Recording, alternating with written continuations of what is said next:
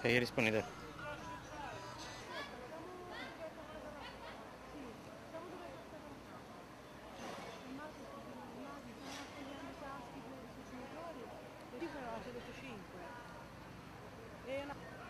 E ora andiamo in comune perché hanno aperto il comune per gli sfollati.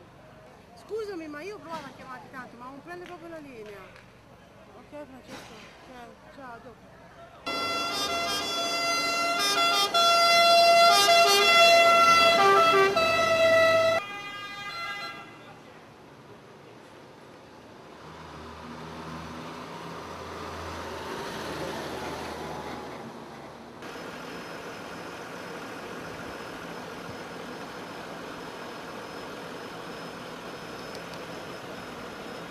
Si aggira l'ostacolo, vieni, intanto guarda questi ragazzi hanno fatto andare via anche noi prima.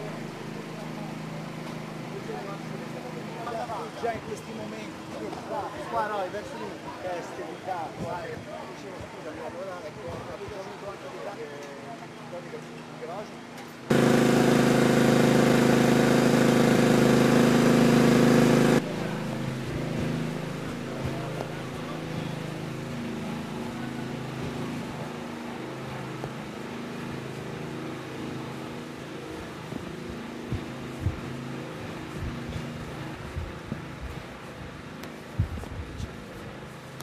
Dopo lo scoppio di stanotte stanno una quarantina di feriti. Però il problema sono le case evacuate.